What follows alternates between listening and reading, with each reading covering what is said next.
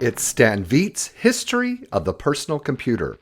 From Altair to IBM, A History of the PC Revolution. By Stan Veit, Editor-in-Chief Emeritus, Computer Shopper. Copyright 1993 and 2026 by Stan Veit and A-Books Creativity Incorporated. Read by Randy Kindig and David Greelish. Chapter 18, The Digital Doorstop. At the 1980 Personal Computer World Show, an English firm led by inventor Clive Sinclair announced a personal computer that would sell in the United States for under $200. It was called the ZX80, and it was a little wedge-shaped device with an external power supply. Inside was a single board with a Z80 CPU, 1K of RAM, and a 4K ROM, containing an operating system and a simple version of BASIC. It was designed to be connected to a TV set, and it was equipped with a membrane keyboard. The ZX80 basic commands were generated by pressing specific keys, and it could run simple programs. Data storage was by means of a cassette interface, and the owner could record his programs and reload them in the future. There was a connector extension to the PC board, which protruded from the back of the case. This served as a connection to peripherals and memory expansion units. At first, there were a few cassettes of games available for the little machine, but most owners preferred to learn to program their own. The little computer proved to be very popular, and thousands were sold both in kit form and as assembled units. In addition, there were several magazines started to service the Sinclair users. The principal magazine was Sync, the magazine for Sinclair owners, which grew to over 120 pages and was issued bi-monthly. Most owners, mindful that the little computer cost so little, were satisfied, but those who had problems found little help from Sinclair Research Limited, the American branch of the British Sinclair Company. Clive Sinclair explained that he could not provide much support for the little computers. He did offer to sell a service policy for future support. Within a year, Sinclair came out with an improved model called the ZX81, which had an 8K ROM containing a much improved BASIC. It still only came with 1K of RAM, but a 16K RAM expansion unit was now offered. The huge sale of Sinclair's computers, plus a drop in the price of the Z80 CPU chip, allowed the ZX81 to sell for $99.95 assembled or $79.95 in kit form. Because of the adverse reaction to Sinclair's no support comments about the ZX80, the new computer had a 10-day money-back guarantee and a free 90-day service or replacement policy. The 16K memory expansion unit sold for $49.95. It plugged into the rear of the computer and was immediately available for use. And there's a nice small image of Sir Clive Sinclair with the caption says, Clive Sinclair, the mind behind the Sinclairs. The ZX81, with its 8K extended BASIC and memory expansion, proved much more popular than the earlier machine and spawned a whole support industry providing all kinds of peripherals, expansion units, and software. Memotech was a company started in England by refugees from Iran who intended to provide employment for those hundreds of students sent abroad by the Shah who did not want to return to the company after the revolution. They produced a complete line of ZX81 peripherals, including high-resolution video graphics interfaces, printer interfaces, and memory expansion modules from 16K to 64K. Their quality peripherals became more popular than Sinclair's, and they were used all over the world. Other vendors provided multi-cassette interfaces and standard keyboards to make the ZX81 easier to use. Many small software companies sprang up to provide an excellent library of cassettes for the ZX81. At an impressive press conference at the Tavern on the Green in New York City in 1981, the Timex company, manufacturer of low-cost watches, announced that they had been appointed sole distributor of Sinclair computers in the United States. They intended to produce an improved ZX81 called the Timex Sinclair 1000, and they would sell it over the counter in every outlet for Timex watches. Since Timex was sold in department stores and drugstores, they were going to sell peripherals, software, and instruction books at all their outlets. When the press asked if the druggist was going to fix computers, Timex said that they would exchange them and return the defective units to the factory. Timex Sinclair lasted for a little over a year. They soon found out that the computers did not take a licking and keep on ticking. the service problem was too much for them. And there's a image on this page, and it basically says the first personal computer for under $200, and that the ad was released in 1980. Back in England, Clive Sinclair had come out with a greatly improved computer called the Spectrum, which had a mini tape storage unit built in and had excellent graphics. However, he could not sell it in the United States because of his agreement with Timex. The Timex 2068, which was to be the US version of the Spectrum, was delayed over a year and was completed right in the middle of the price war between Commodore, Texas Instruments, Atari, and Tandy. Timex had learned a hard lesson that computers required intensive support, prices were extremely volatile, and designs changed readily. Late in 1982, they pulled the plug on the Timex Sinclair 1000 and got out of the computer business soon after. With the price wars and Timex sales of inventory, the price of a Timex Sinclair 1000 dropped to $39 and then less. Some companies gave them away as premiums, and the popular opinion was that they made a good doorstop because of their wedge shape. I knew of at least one company who had supported the ZX81 Timex Sinclair 1000 and continued to deal in them. It bought thousands of the little computers for less than $10. When I asked what they were going to do with them, I was told that they were selling them to engineering companies who built them into all kinds of electronic devices as control units. Where else could they get a Z80-based controller with memory and input-output for less than $100?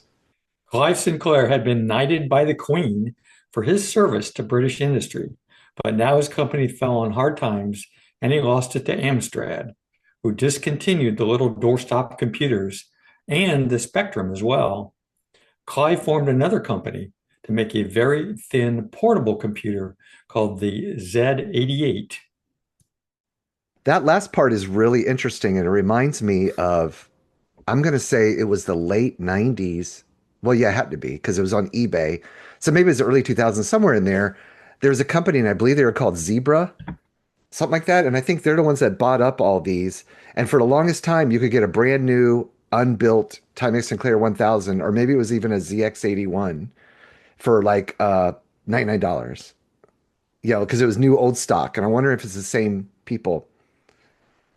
So for a I long don't time, and know. Yeah. then they got less and less and went up. And I bought one. You said an unbuilt one? Yeah, So that must have been a ZX81 because yeah, I don't think yeah. the It must Timex have been, Sinclair 1000 ever came in a kit. if I remember correctly. But Yeah.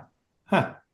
I know the ZX80s were popular in a kit form originally, yeah, and I it must have been think Kit. I think the ZX81 was available in a kit, but I'm not Yeah, maybe 100% not the sure. Timex Sinclair. You're right. Yeah. So you, Well, this is no, very go ahead. interesting. Yeah, I mean, this was a very, very, very iconic machine for for the British. Both the ZX81 and the Spectrum were extremely important to the history of home computers in Hmm. Great Britain. I'm surprised that this chapter wasn't longer. I mean, you can tell that Stan was more focused, I think, on the U.S. machines than he was on the international machines So, because do you know? And you've done like a few interviews. So, talk about those real quick. Your few interviews, and then like a whole series on the ZX Spectrum, which I want to ask you something about. yeah, yeah. So I had a whole series on the where I covered the ZX80, 81, and Timex Sinclair Okay. 1000 all in one series. I had 3 episodes. I was lucky enough to get an interview with John Grant, who actually developed um, his company, Nine Tiles, Hmm. actually developed the software, the OS for that machine. And so it was really, really great to talk with John Grant. And then I had a whole series on the ZX Spectrum. I actually had 7 episodes where I covered the Spectrum. And also, John Grant was involved somewhat with that machine. So I talked with him about it as well. And then I had some other people in the industry or in our hobby who know the machine very well help me talk about that machine. So Yeah, so I've got 10 different episodes on floppy days just covering the Spectrum and the ZX8081. So, here's what I was going to ask you if you know this. I don't. Hmm. That's not a trick question. But like, I think the Spectrum then would it be fair to say, especially in England, main Great Britain, England, or whatever, that that was kind of their first mass consumer lap or computer, wasn't it? Like pre any other kind, even Apple's or Yeah, I mean, it Atari or was, Commodore. yeah, it was. I mean, it was, you know, Because right it after was that a was sorry about that. Right after that was it, the one that was the BBC one or whatever became like the big mass produced, BBC Micro. right? Yeah, I think. Anyway, but yeah, it kind of makes me Yeah, want to get a 2068. I wonder how pricey those are these days. I have a 2068. You can pick them up for about $200. I've seen even boxed versions for about 200. So they're not hard to get and they're not particularly expensive.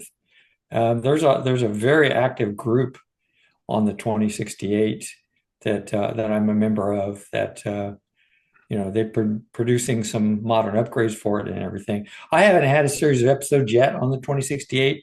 I was going to do it with the Spectrum, Hmm. but the 2068 actually, although it was somewhat Spectrum compatible, they made some improvements to the Spectrum for the 2068. So there's some incompatibilities there. So it's really its own machine. And so I decided to do a separate series on the 2068. Okay, and I'd like to learn more about it. I've frankly been a little ignorant, other just knowing about it and stuff. Um, Another thing interesting is yeah, there's been like a few different reproductions of the Spectrum, and then like a couple of them were like failures, right? Or even turned out to be like frauds, or they didn't deliver, or whatever. It looks like the last one was the Spectrum by Retro Games, a full-size, officially licensed reproduction of the 48K Sinclair ZX Spectrum in 2024. Yeah, it's Does called the Spectrum, just so is like, that can you still buy just one of like they those? had. I'm going to try to get one. Unfortunately, you can only get them currently, I believe, from the UK, and with the tariffs and everything, I don't want to mess with that. But when it's available in the US, I definitely want to get one. But I'm it's a lot trying. like Go it's all ahead. like the C64 or the Amiga 500 machines that are reproductions of I was it. trying to see how And much one is or they're available. But anyway, yeah. It's probably cheaper buying a real 2068 here in the States and in good shape that works. yeah, Right? like I said, the 2068 has its own personality and it's not 100% Spectrum compatible. So I Oh, wouldn't really? consider Oh, it. okay. Yeah, I would not look at it as get Oh, a this clone? instead of a Spectrum. Yeah, because it's not. Oh, It's okay. Well, different. there you go. I'm sorry. I wasn't Yeah, I was thinking it's just a rebadge. No, it's not. Now, you can get a ROM for it that you can install that makes it Spectrum compatible, but Hmm. out of the box, it has a lot of incompatibilities with the Spectrum. So, So, the only other thing I added to the conversation is, I did the old eBay search again. If you click on that link, so this is just limiting it to ZX80s, specifically in the vintage computers and mainframes category. So it's at this moment, there's 19 results. But these are like current asking and or most are not like auctions, but I'm gonna go down and click sold items. But there's quite a few. So it looked like the last two sold for working, one for 574.99, another good cosmetic. Oh, untested $311 with a manual. There's been for a which number of them on machine? here. Huh? For which It, machine? ZX80 here in the US anyway. Oh, 150 the for one that the sold. Untested. the ZX80s go for quite a bit because they didn't make them very long, and so they're fairly rare. And particularly, they were not available in the US at all. So you can get a ZX81 though, or the Oh, Timex Sinclair. Timex Sinclair you can pick up for very little money because yeah, this one you know. sold in January 16th for 399, and that's it, just the computer, not even a power supply, but working. guaranteed Yeah. working. So I guess the other thing that I would add is that I have a ZX81 and a Timex Sinclair 1000. I have bought all of the upgrades that address the huge limitations available, that are on that machine. I've got yeah. memory upgrades. I've got a replacement keyboard, so you can get a real nice keyboard attached to it. I've got the virtual floppy drive attached. I've got all of those upgrades.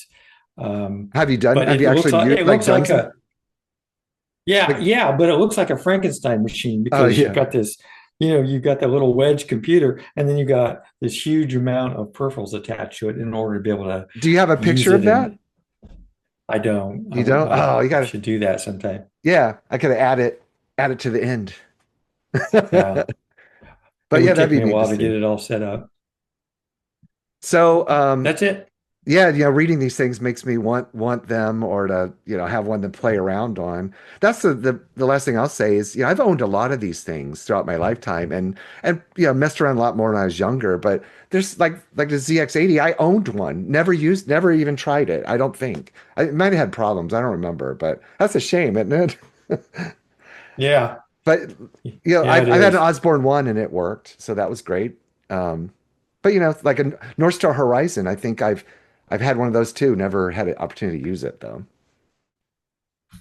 So the next chapter is the computer pack. So it covers the polymorphic, the Heathkit, George Morrow. Oh, and then stories about George Morrow and Bill Godbout. Yeah, that's interesting, isn't it? So But you took four yeah, it is. shorter. So, are you familiar with all of those? I mean, somewhat, at least heard of Uh, them. yeah, I've heard of them. The Heathkit probably more familiar than the polymorphic. Um, I don't know a lot about George Morrow and Bill Godbout, but we'll learn more as we So I read have to those. verify this, but Bill Godbout, I believe he was involved, if not started, CompuPro was like the S100 computer company. I believe that he had some involvement in it. I could have to look it up. George Morrow, he made a lot of S100 boards and stuff, I think. And also, I think went in a partnership with another guy I can't think off the top of my head. But real quick before we sign off is we just had our Jacksonville Vintage Computer Club meeting Saturday, and we're recording this on a Wednesday.